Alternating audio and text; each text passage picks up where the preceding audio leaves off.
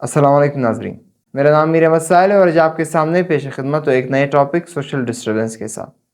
यानी कि हमारे माशरे में जो परेशानियाँ वजूद रखती हैं, क्या ये सिर्फ़ हमारे ही माशरे का हिस्सा है या दुनिया में जितने भी तमाम माशरे वजूद रखती हैं उन सब में यही सोशल डिस्टर्बेंस एग्ज़िस्ट करती हैं? और ये हमारे माशरे में जो डिस्टर्बेंस फैली हुई है, इनकी वजूहात क्या हैं?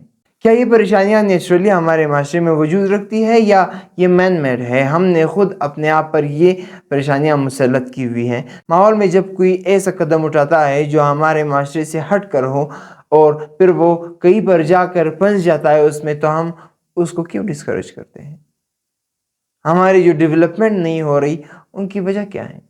सोशल वैल्यूज़ का हमने कहाँ तक ख्याल रखा है? हम जब किसी की सक्सेस देखते हैं तो उनकी सक्सेस से हम कितने खुश होते हैं, कितने इंस्पायर होते हैं और वो चीज़ फिर खुद पर कितना लागू करते हैं। दूसरों के अचीवमेंट्स देखकर हम कितने इंस्पायर होते हैं और फिर हमारे अंदर की जो चाह है वो किस हद तक जाग जाती है। हम दूसरों के कैरेक्टर्स, पॉजिटिव कैरेक्टर्स देखकर उनमें नेगेटिविटी ढूंढते हैं या उनके कैरेक्टर्स को पॉजिटिव ही रहने देते हैं।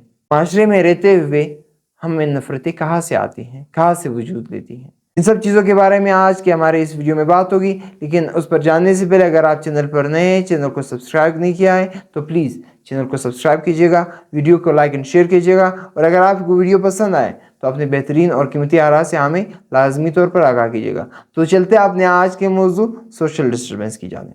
जैसे कि हम सब जानते हैं कि हम इंसान माशरे के बग़ैर ज़िंदगी नहीं गुजार सकते।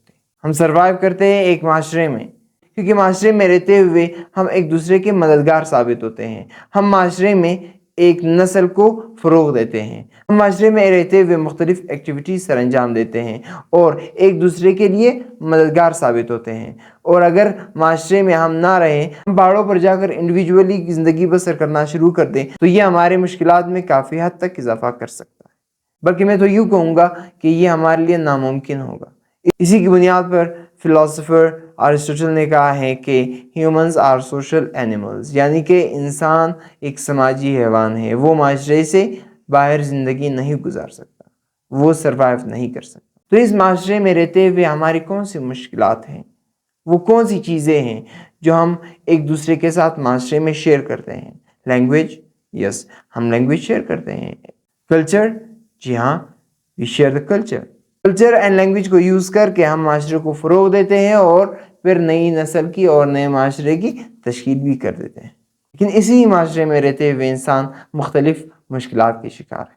इसी माशरे में रहते हुए हम क्रिटिसिज्म बहुत ज़्यादा करते हैं, हर चीज़ को तनकीद की निगाह से देखते हैं। और तनकीद एक नज़र से बहुत बेहतरीन चीज़ है जो अल्लाह ताला ने हमें बख्शी है, क्योंकि तनकीद ही की वजह से हम नई चीज़ों की जानिब जाते हैं और नए इजादात बर्पा कर देते हैं।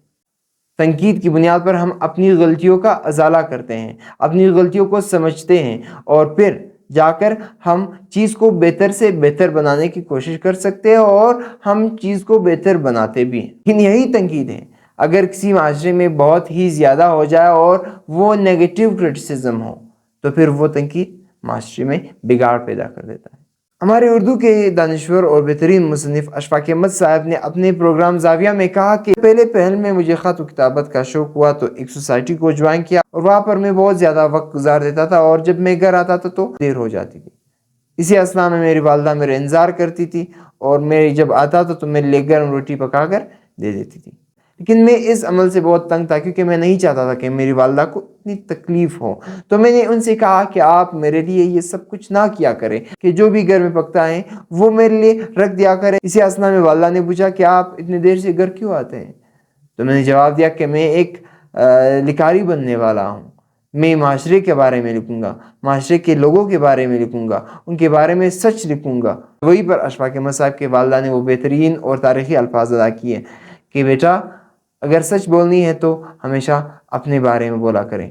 दूसरों के बारे में जब सच बोलते हैं, वो सच किसी दूसरे की ज़िंदगी को तबाह कर सकती हैं। सच बोलना है तो अपनी ज़ात के बारे में बोलें, दूसरों के बारे में नहीं। तो जब हम किसी पर तनकीद करते हैं, वो तनकीद बराए तख़रीब होता है, तनकीद बराए तामीर नहीं होता। हम जब किसी को क्रिटिसाइज़ करते हैं तो वहीं पर हमारे कुछ अपने ज़ाती मसाइल होते हैं, ہم اسی کو بھی انوالو کرتے ہیں اور پھر کسی کو نیگیٹیولی پیش کرتے ہیں، تو وہاں پر جو ہم سچائی بیان کرنا چاہتے ہیں، وہاں پر جب ہم کسی کو سیدھے راستے پر گامزن کرنا چاہتے ہیں، وہیں پر ہم راستہ خود ہی بھٹک جاتے ہیں اور کسی کو غلط طریقے سے کرٹیسائز کرتے ہیں۔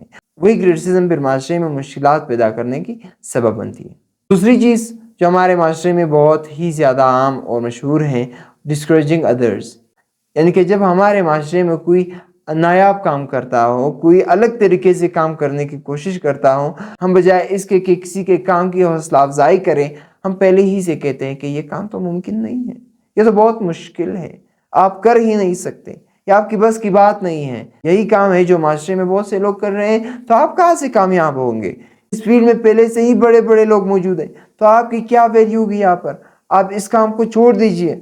تو اس طرح کی باتیں کہہ کر ہم اس بندے کی حوصلہ شکنی کرتے ہیں، ڈسکریج کرتے ہیں، اور وہیں پر وہ بندہ بیٹھ جاتا ہے، جس کی وجہ سے ہمارے معاشرے میں ڈیولپمنٹ رک جاتی ہے۔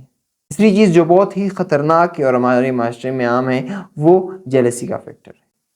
یعنی کہ جب کوئی سکسیسفل بندہ ہمارے معاشرے میں ہوتا ہے، یا جب کوئی بندہ اچیومنٹس کرتا ہے، ان کے اچھے اچیومنٹس ہو اور ڈیولپمنٹ کی طرف جاتا ہو، تو ہم اس بندے سے جلتے ہیں۔ ہم کہتے ہیں کہ وہ بندہ کیوں، میں کیوں نہیں؟ میں بھی تو کام کر رہا ہوں، لیکن اس کو کیوں یہ چیز ملی؟ یہ چیز تو مجھے ملنی چاہیے تھی۔